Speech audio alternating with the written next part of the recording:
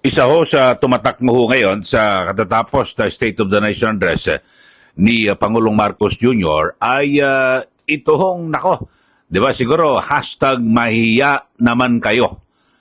At sabi ho ni Pangulong Marcos Jr. ay kitang-kita raw ho niya mismo na maraming mga proyekto dito po sa ating bansa, yung flood control, ay palpak. O, sabi po yan ng Pangulo at gumuho. Ang iba naman ay guni-guni lang para hindi na maulit. O, yun o, ibig sabihin ng Pangulo. At kaya, talagang gabong palakpakan ho mga kababayan. So, ang isa ho sa sabihin natin na pinakamasustansya na naging pahayag ng Pangulo dito ay ang kanyang pag-amin na meron po talagang lantaran na korupsyon na nangyayari dyan po sa mga flood control projects na kung saan, di ba noong nakarang taon ay binanggit ho ng Pangulo na 5,500 flood control projects ang natapos na tapos may ginagawa pa. So ngayon, nabisto niya na ho mga kabayan at talaga namang na kung saan siya ho mismo kita niya raw sa kanyang dalawang mga mata yung naging yung mga naging pangyayari at siyempre yung naging resulta ng proyekto sa flood control. So, ang tanong ho rito mga kababayan ay may mangyayari ho kaya? Kasi siya ho mismo nakakita at sabi ho niya talagang meron ho kaya managot. Kasi ayon ho dito siyempre mga aligasyon di umano na ang mga nagmaniobra rito sa flood control, makakalyado rin po ng Pangulo makakalyado at malapit ho sa kanya. Kaya ang tanong ho, kayo mga kababayan ho natin, yung ating mga taga-subaybay, baka naman ito parang salita lang ho ng Pangulo at dahil sa kanyang zona at para, di ba, mapakalma ho ang tao dahil sa galit na galit ho, marami ang mga tao na kung saan na dati ho, pinagmamalaki yung mga flood control projects pero tuloy-tuloy pa rin ang pagbaha. So baka naman ito'y pampakalma lang ho ng Pangulo sa galit po ng taong bayan kung kaya't sabi niya, siya mismo ay umamin na meron pong mga korupsyon at meron daw papanagutin. Pakinggan lang ho natin yung ilang bahagi ng kanyang pahayag at mamaya ay busisiin ho natin itong naging mga pahayag ng Pangulo sa kanyang zona. Dahil sa ito, sabi niya, mahiya naman kayo. Talagang ang parang inaamin niya ho at natuklasan niya na talaga matindi po yung korupsyon dito po sa flood control. Kayo ho, yung ating mga suki sige mag-comment ho kayo. Kaya ho ba ito ng Pangulo at natutuhanin at kaya niya bang paimbestigahan at parusahan yung mismong kanyang mga kaalyado na bumalangkas po ng budget para magpondo dito sa flood control projects na ito at yung kanya mga opisyal mismo. Ito, pakinggan lang ho natin mga kababayan. Mamaya, himayin po natin. Ilan lamang, nag-inspeksyon ako sa naging epekto ng habagat ng bagyong Krising, Dante at Emong. Kitang-kita ko na maraming proyekto para sa flood control ay palpak at gumuho. At yung iba, guni-guni lang. Huwag na po tayo magkunwari. Alam naman ng buong madla na nagkakaraket sa mga proyekto.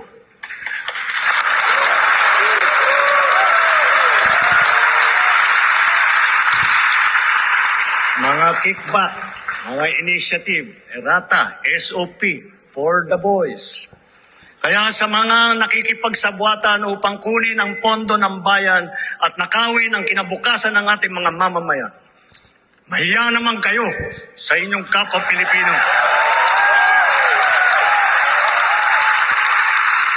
Grabe ho, nagpapalakpakan ho. Yung pinariringgan ho mismo na Pangulo. Mahiya naman kayo sa mga kabahayan nating naanod o nalubog sa mga pagbaha. Mahiya naman kayo, lalo sa mga anak natin na magmamana sa mga utang na ginawa ninyo ang binuso nyo lang ang pera.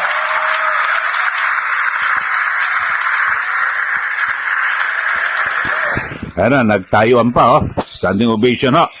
Mga kababayan talagang parang totoo.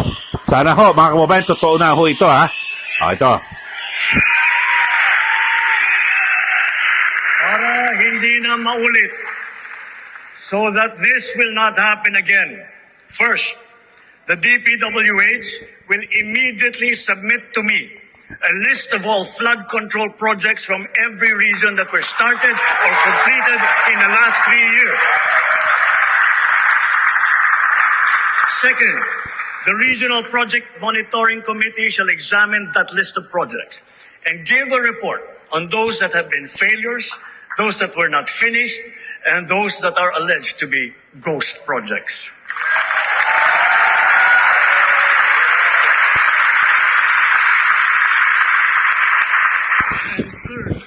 Okay, so yun ho ang mga direktiba ho ni Pangulong Marcos Jr. na kung saan ay pinasusumite raw po yung listahan ng mga proyekto sa DPWH sa loob ng nakalipas na 3 taon, siyempre, sa kanyang administrasyon. Ito pa, We will publish this list.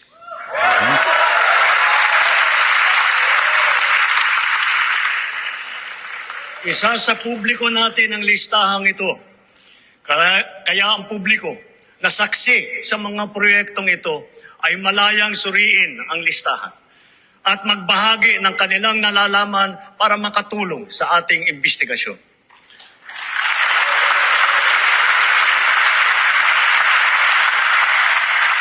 At the same time, there will be an audit and performance review regarding these projects to check, to make sure, and to know how your money was spent.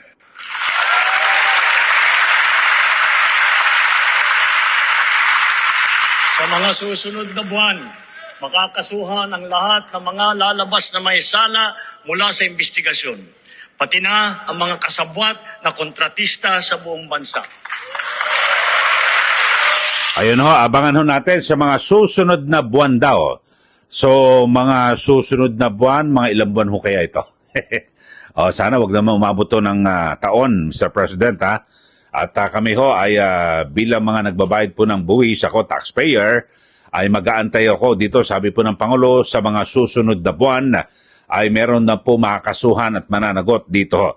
Ito ang sinasabi niya, ang unang direktiba niya sa DPWH ay mabilis ho na magsumite sa kanya ho ng listahan ng mga lahat ng flood control projects sa bawat rehiyon.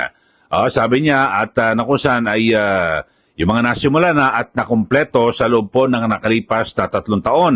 Pangalawa, ito, yung Regional Project Monitoring Committee ay titingnan ho sisiya sa atin yung lahat to sa bawat rehiyon ay lahat ng mga project at bibigay daw sa kanyang report at kung ano ba yung mga sumablay at hindi pa natapos.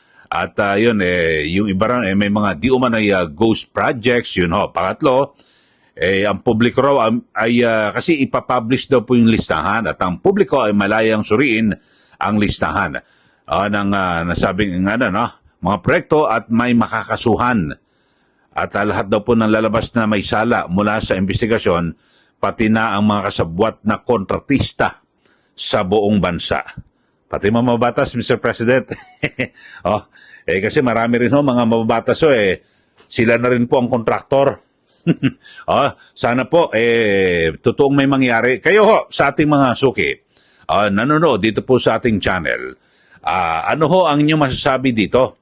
Kasi mismo ho, si Pangulong Marcos na Jr. mismo, ang umami na meron pong nagaganap na korupsyon.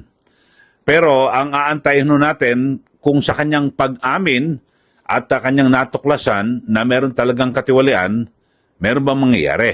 Ayun ho, at sino kaya ang mapaparusahan? Kasi di ba may mga aligasyon na mga insertion na isiningit sa budget daw po nung nakaraan, yung mga, ito lang, yung pinaka kasalukuyang budget 2025 na bilyon-bilyon piso para daw po sa flood control projects. So yun ho, talagang dapat na maimbestigan. Yun lang ho tanong natin, sana talagang totohanang investigasyon at kahit kaalyado, kahit na malapit ho sa Pangulo, talagang pag may sala, mapaparusahan. Yun lang ho mga kababayan. At siyempre, abangan ho natin ang sabi niya ho sa mga susunod na buwan. Yung mga papatunayang mga nagkasala, pati kontratista, mananagot daw ho sa batas, so makakasuhan. Mr. President, pati mga babatas at iyong mga nakapaligid doon sa inyo, sana maimbestigahan at mapanagot. Siguro baka makabawi ho kayo sa taong bayan, di po ba? Yun lang ho. Tingnan ho natin, no? Alam ko siguro, baka may hindi naniniwala, no? Siguro mag-sample ho kayo, Mr. President. Para mas maganda. Di ba? Katulad ho dati sa mga nakaraan. Alam mo, kay dating Pangulong Duterte, may mga na-involved na sa katiwalian. Biro mo yung sa National Irrigation Administration. Biro mo kasama niya, tumulo sa kanyang kampanya, nung na-involved sa katiwalian, sibak agad. Mismong, di ba, yung may mga reklamo rin, sino ba yun? Justice Secretary dati noon, mga kababayan, no? Di ba, napilitan mag-resign din. Tapos yung DILG Secretary, na sinasabing may anomalya rin, tanggal. Sino ba? Sueno. O yun ho. So sana ngayon, dito naman no, kay Pangulong Marcos Jr., kapag nakita nyo at napatunayan na meron hong mga talagang involved no, at sangkot dito po sa katiwalian, dapat tanggal din ho at makasuhan. Di po ba? Kasi ito, grabe ho ito, daming po nagbuhis ng buhay dito sa mga baha natin, no, mga kababayan. Dahil sa baha, may mga nawalan po ng buhay at mga nasirang ari-arian na sana po ay mabigyan po ng hustisya.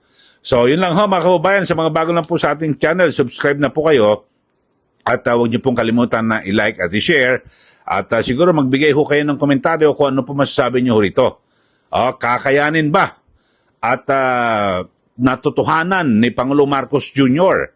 na maimbestigahan at maparusahan yung mga kaalyado niya. Kasi sino ba nag-i-implement ho ng mga proyektong ito, ng mga flood control projects? Siyempre, mga opisyal niya ho ito. At sino ba nagpondo ho rito? Kaalyado niya ho. Di po ba? Okay, maraming salamat. Muli, ito po si Ka Eli. Magandang araw po sa ating lahat.